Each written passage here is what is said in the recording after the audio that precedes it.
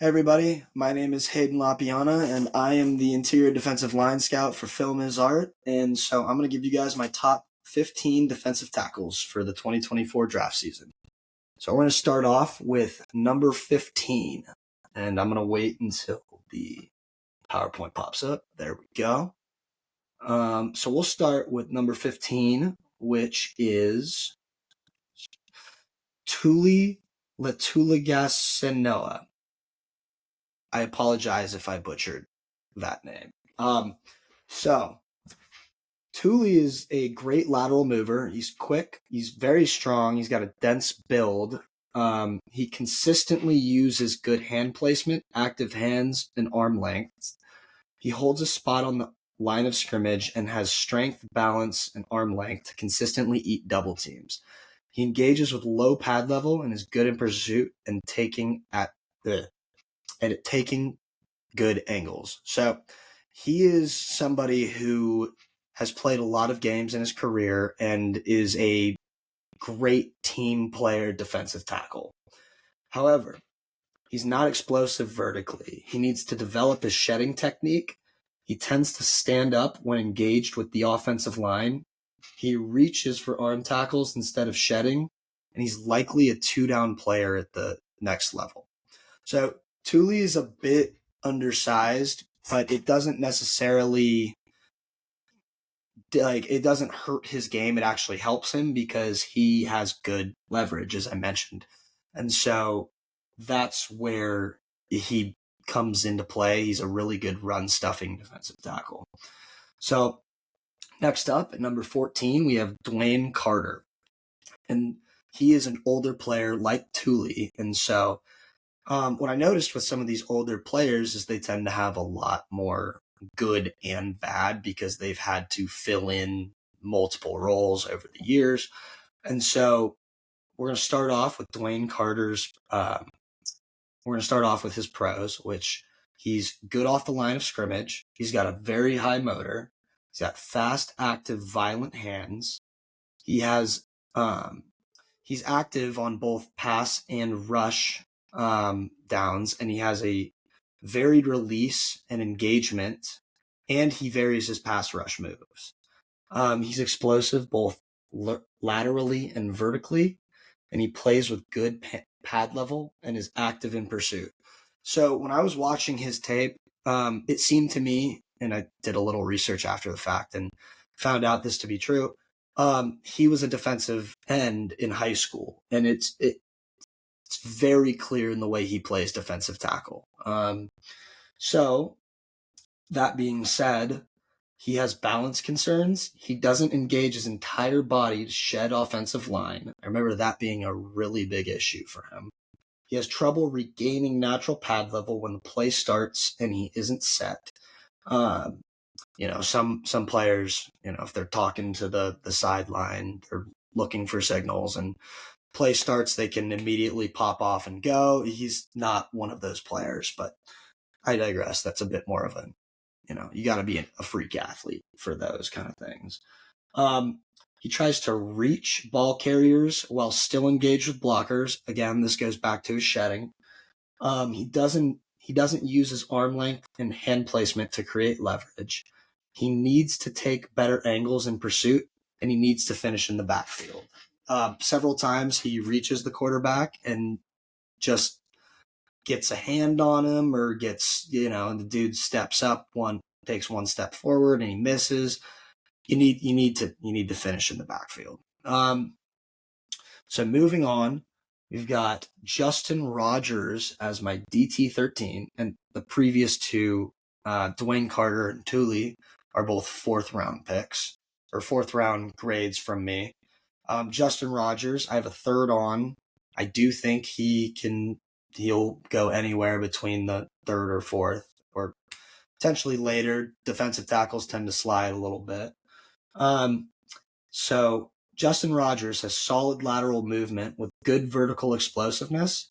He has fast, active hands. He consistently uses good arm length and hand placement and leverage to stay in his gap. He has a high motor. He has strength and technique to engage and split double teams. He's balanced and he's active in pursuit. So that being said, I have questions about his athleticism. He needs to develop his shedding technique further. He has no predefined pass rush plan, and he has a tendency to arm tackle. So moving on, we have Marcus Harris, also from Auburn. These two guys, in my opinion, are currently are underrated players. Marcus Harris, I have a 3rd-round grade on. He's also a very dynamic athlete. He's good vertically, but he's great laterally. He's good off the line of scrimmage. He has high effort and motor. He has consistent low pad level, consistently uses his entire body to shed, and he wedges into gaps and sticks there. So the cons for Marcus Harris are he's undersized. I have questions about his arm length. He has the tendency to stop his feet and dive for tackles, and he doesn't really offer much as a pass rusher. So that being said, I think that the last red flag is more of a, that's a fixable thing. That's the more what he was asked to do at Auburn. Nothing about his athleticism, his motor, his technique, tells me that he would be a negative pass rusher. If anything, it would be a net zero. He'd be good some plays and not great other plays. So, for number 11 and the last one on this board, I have Mekhi Wingo. So he's very explosive off the line of scrimmage. He's got great hand placement. He's got a great motor. He's strong, and he does not get moved off his spot. I remember distinctly when I was watching Mekhi Wingo, in my head and literally on the paper I was writing, I wrote angry meatball because the dude, he's not built how you'd want him to be. But the dude he's always involved. He's going after plays. Like he'll be a difference maker at the next level. So for Mekhi Wingo, he is a limited athlete. He has no pass rush plan, and he needs to improve his pursuit angles. Again, I think he's a great player. I think he is going to be a rotational 3 tech at the next level and be a plus run stopper from day one and develop as a pass rusher. His limited athleticism does leave some questions though, but dude has been, a prolific defensive tackle his entire career, and I don't think that'll stop.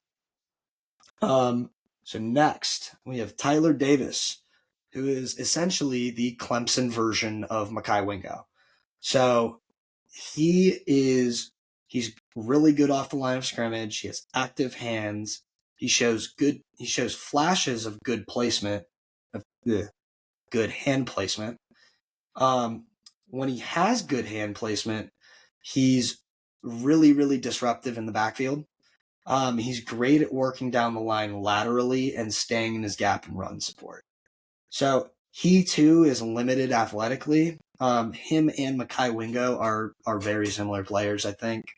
They're plus run stoppers, limited pass rushers, limited athletically, but have the technique and the pedigree throughout college to really, to really give you a safety net that, you're getting a good player. Regardless, they might not hit their ceiling, but they have a high floor.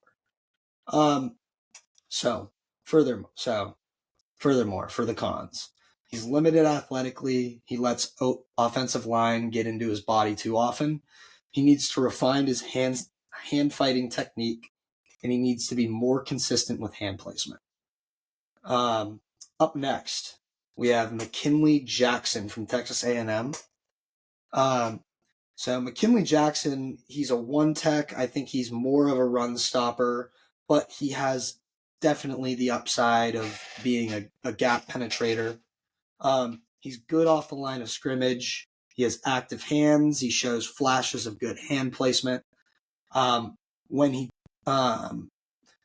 and he frequently wins when he gets his hands on the offensive line's arms. And I noticed him doing this. He is very specifically he aims for the forearm and bicep, because he can get I don't know, he's good at timing and catching those. And if you're an offensive lineman, that's not something you're used to, and that definitely is a way that defensive players can beat you.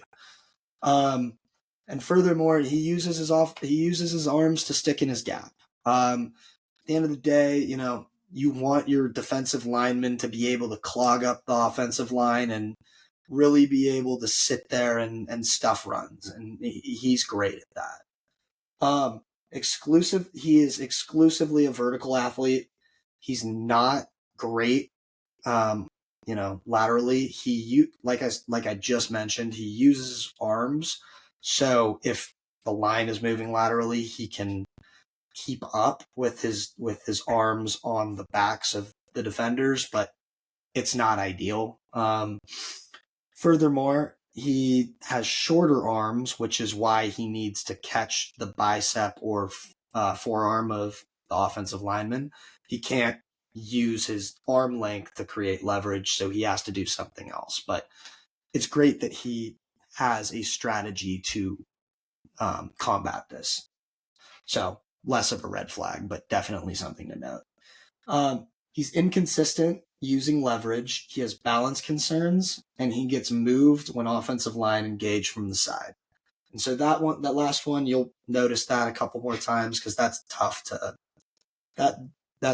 for a lot of players, because shit, man, like I don't know if I'd be able to hold my spot on a line if a 300 something pound man absolutely tried to take my head off from the shoulder. I'd guess not.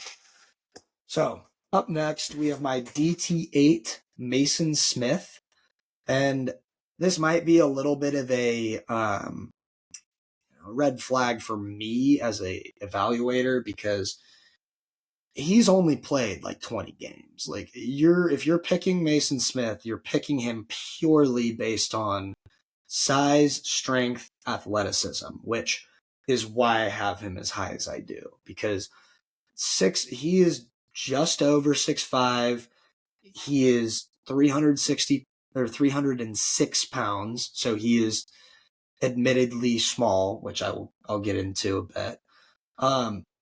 But the dude is a monster athlete. He's good vertically, but he is great laterally. He moves side to side incredibly well.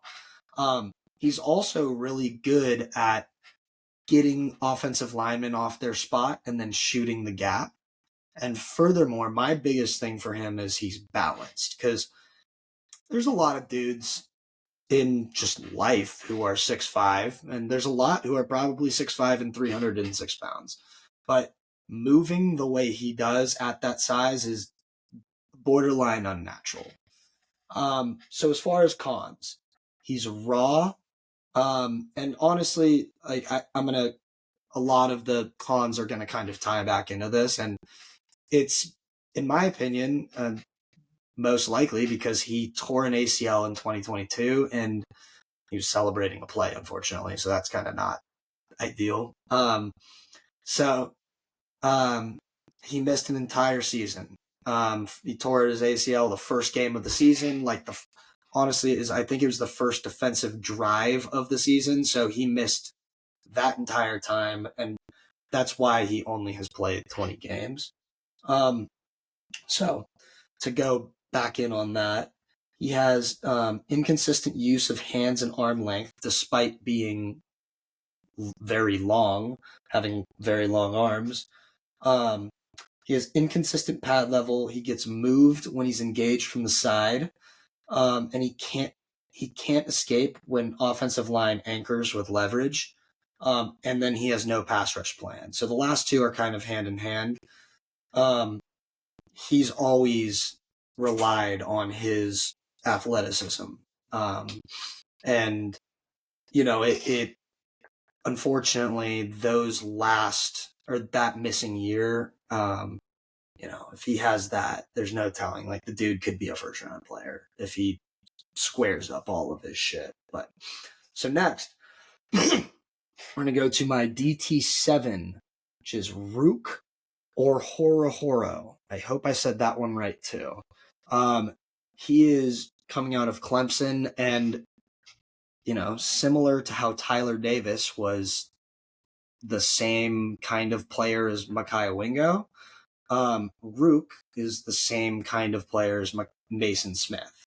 So, fun fact about Rook, and I promise you will hear this when he gets drafted. You are going to hear this story. I put money on it. So Rook was born in Nigeria, and he emigrated to the U.S. at 9. He played basketball and some other sports. I think wrestling. I'm not sure that. I might be making that up, but I know for a fact he played basketball. And his first season of football was as a junior in high school, and he immediately gets a walk-on scholarship to Clemson. The dude is extremely athletic. Like I said, Mason Smith was a really, really athletic. Like, this dude is freaky athletic. He has unnatural explosiveness off the line of scrimmage, both laterally and vertically. He's got a very strong lower body. He's got a good motor, and he is absolutely lethal when he uses his arm length. There's a play again. I'm pretty sure it's against Florida State. There's a pulling guard, and Rook uses his arms and his upper body strength and leverage to engage this blocker. He fucking levels this kid. Like, the first part of this offensive guard that touches the ground is his upper back. Rook blew him up. Okay, so now we're going to go on to the cons. So he's raw, obviously. He started playing football 5 years ago.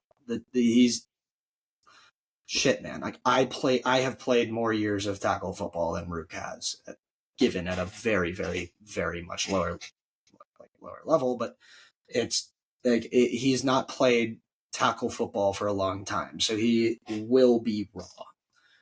He's skinny, so he's currently 6'4" and 294, and ideally you'd want him to be in the 320 to 340 range, but and it's more an issue, not an issue, but it's more something to do with how he's built. He's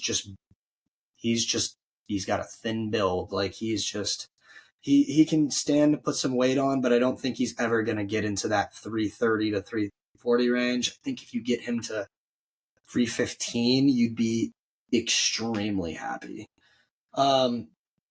So he engages with high pad level. He doesn't use his hands well, and he's unreliable in run support.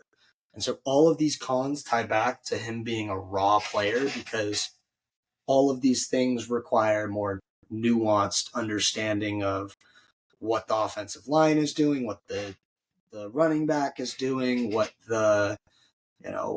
if it's a trap, if they're trying to make him think one thing and go the other way. It's a lot more nuanced, the game, but when you set him up and let him just go, dude's unstoppable. So next, we're going to go to my defensive tackle 6, which is Michael Hall Jr. out of Ohio State. By the way, Rook is my first second round grade, and then Michael Hall is also a second round grade. So vertically and laterally explosive off the line of scrimmage. He's got very active hands. He's generally has good pad level and hand placement. He's active in pursuit, and he's high effort. He's one of the youngest players in this draft. He's he's just a really great defensive tackle, very well-rounded. He's going to be a good penetrator. If you look at Notre Dame versus Ohio State, he makes Joe Alt look silly the entire game. So he is a bit undersized, as you can see, being 6'3" and 290. He's ineffective as a looper when stunting. He occasionally has issues with his pad level. And so I want to have a brief aside here, because it's all dependent on a stance. He has a certain stance that, like, I call it his bullfrog stance, because he kind of squats like a frog and he's more upright. His chest is more upright than if he was, a three. It's a 4-point stance with his chest more upright, as opposed to a 3-point stance that's more explosive. And so when he sets up in this stance, he pops up with a high pad level, and it's every time. And it's when he is in this stance, he loses his vertical and lateral explosiveness on the line of scrimmage. It's something that Ohio State asked him to do, and I don't know why. They probably wanted him to be a little bit more of a read and react type guy on those plays, but don't force anything unnatural. Just let your guy do what he does. So he's less effective of a rusher when he stutter steps, and I remember that being a huge thing. He'll do a little stutter step and try and juke out the offensive tackle or offensive lineman in general.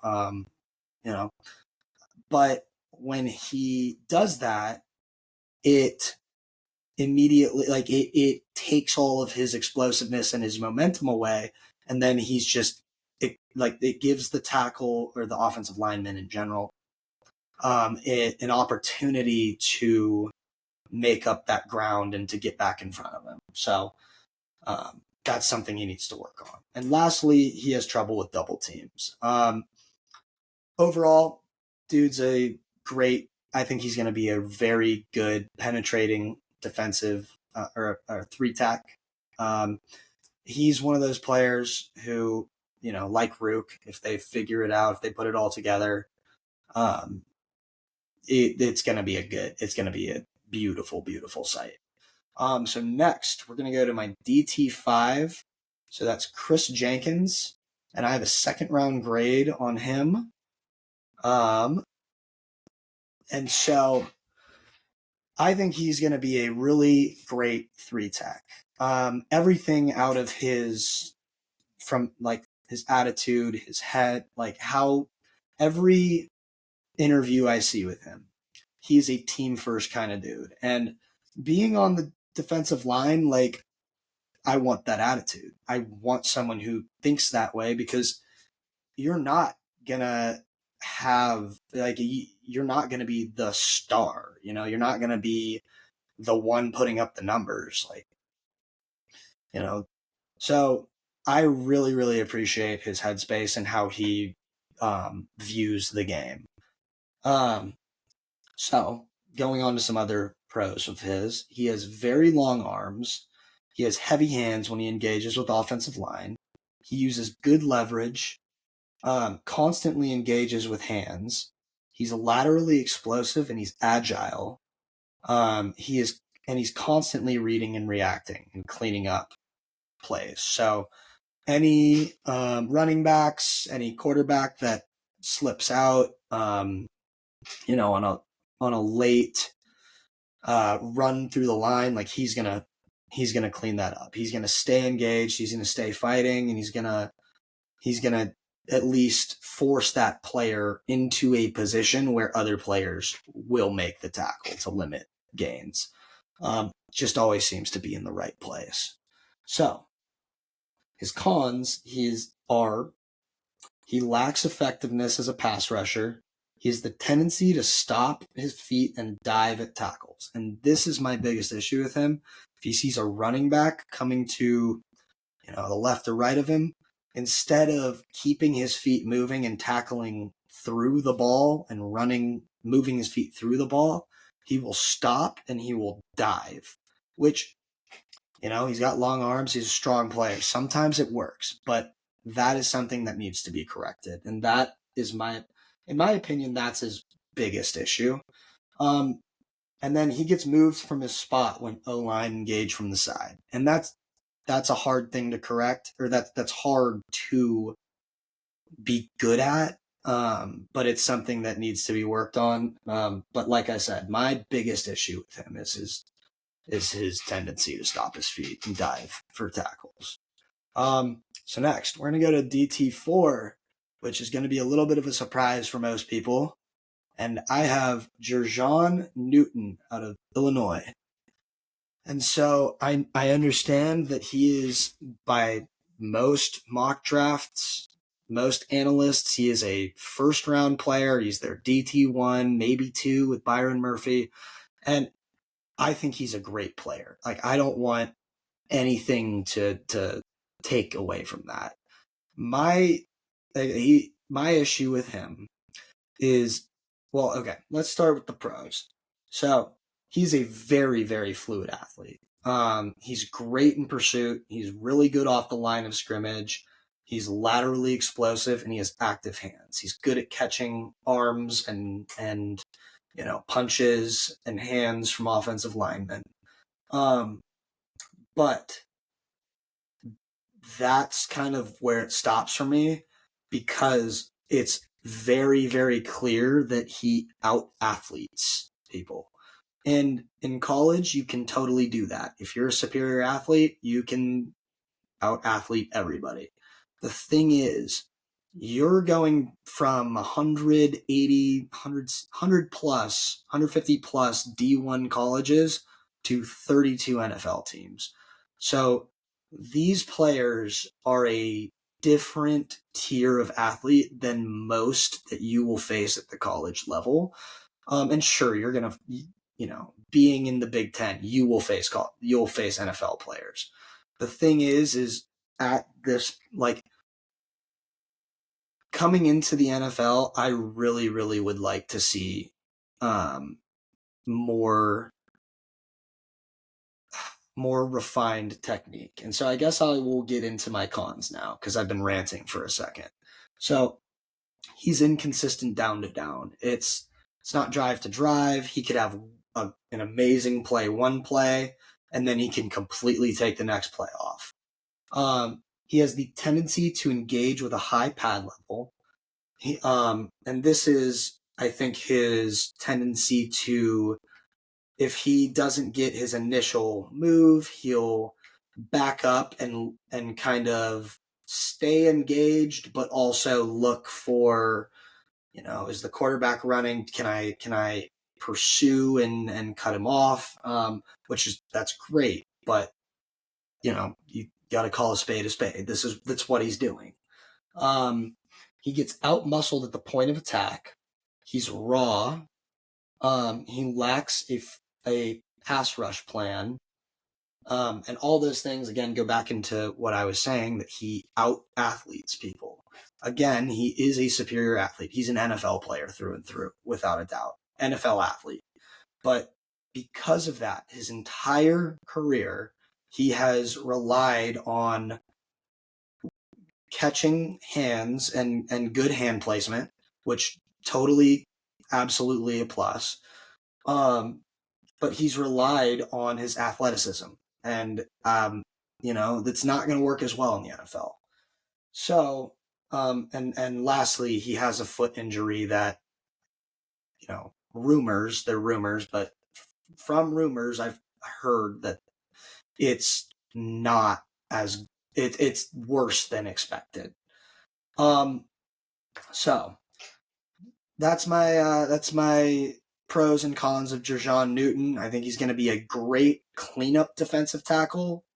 He's got a lot to work on, though, and I have a second round grade on him. I would not be surprised to see him fall. I again would not be surprised to see him go in the first, because you can't teach athleticism, but also you need to understand that you are getting a bit of a project player with Jerjon Newton. All right, my defensive tackle 3 is Braden Fiske from Florida State.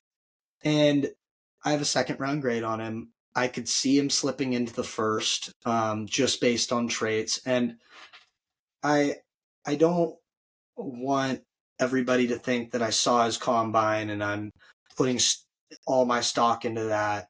I actually previously worked with the scouting uh, crew at Western Michigan when Braden Fiske was there, and he, like, by far and away, like, the dude's an NFL player. Like, I also filmed defensive tackles and stuff during practice as well as games, and I can tell you this guy's built different. So he is extremely explosive, both vertically and laterally off the line of scrimmage. He's got very, very violent and active hands. He's incredibly strong. He's got a high football IQ, and he's great in pursuit. And again, let me acknowledge my bias, because I definitely am biased towards him, because I want him to succeed. That being said, I genuinely do think he is one of the best defensive tackles in this class. You know, you can gain strength, you can work on your agility, you can build muscle. You can't teach the level of violence that he plays with. And that's really the differentiating factor. Um, so, and in terms of his cons, he's a little older. He's 24 as a rookie, which is a little bit, it's not ideal. He's got shorter arms, which is less of a red flag for me, considering he played at a high level at Western, and then he transferred to Florida State and continued to play at a high level. And he's made his shorter arms work. He's quick off the ball, so he, minimizes the distance between the offensive line really quickly. So anyways, and then another big red flag for him is he gets moved when the offensive line engages from his side. Like I said previously, that's a tough thing to overcome. So all this being said, I think that he's going to end up being a really, really, really strong penetrating 3-tech in the near future, and I would not be shocked to see him get taken in the first round. So moving forward, we have DT2, the first of our 2 Texas boys, and I'm going with Byron Murphy the second at number 2. And this dude, he's everything you could want in a defensive tackle. He is explosive off the line of scrimmage. He uses his arm length really well. He's got a really strong lower body. He's got good technique. He's really strong in general. Got a really high football IQ, and he's great in pursuit. He even has really good technique to hold and split double teams, even being undersized as he is. In terms of his cons, he doesn't have the most refined pass rush plan. He's a downhill mover. He's not a lateral mover, and he needs to take better angles in pursuit.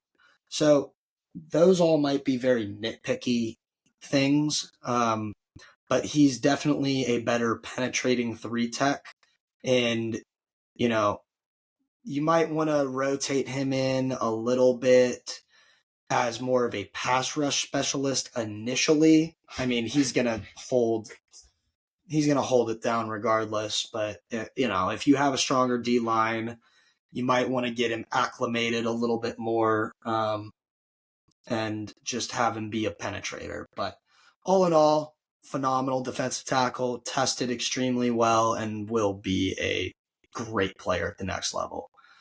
And last and certainly not least, I have Tavondre Sweat from Texas, the behemoth himself, 6'4.5", 366 pounds. And the only reason I have him above Byron Murphy is he does all the same things at a much larger size. The dude's got size, strength. He's great laterally. He uses his long arms with great pad level and good hand placement to create leverage and beat blockers. He engages and holds his own versus double teams. He reads plays while fighting offensive line and then gets into a good position to limit gains. He's very, very quick hands. He flashes a pass rush ability and he doesn't get washed out. Like I put on, like, I saw his size, I saw his, all that stuff. I made some assumptions off rip. It's tough. Don't judge a book by its cover. I was blown away when I saw how fast this guy's hands are, because you expect that from somebody who is 6'1" and 300 pounds, but it's legitimately unbelievable how fast he is at this size. And I think, people are concerned. They're like, we don't know if he can pass rush. How many snaps is he going to play? He played more snaps than Byron Murphy did every single year of his career, every single year. And he's outranked him on PFF every single year. Not to put down Byron Murphy. I think he's a phenomenal player. I think Byron Murphy gets selected in the top 16 picks of the draft. But T'Vondre Sweat does everything that Byron Murphy does and more at 366 pounds.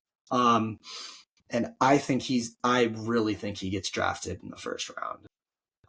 But I digress. I think that there's a very huge variation on where people have him ranked. And he could, I'm not sure how NFL teams view him in the long run, but we'll see.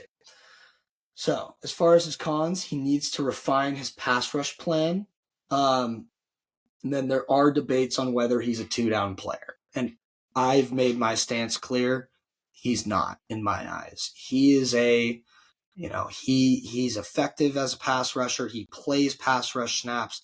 This isn't Jordan Davis, and everybody makes that connection just because of size, but he's a much more nuanced player than Jordan Davis was coming out. So yeah, that'll do it. That's my top 15 defensive tackles. Tell me how much you hate them, my picks.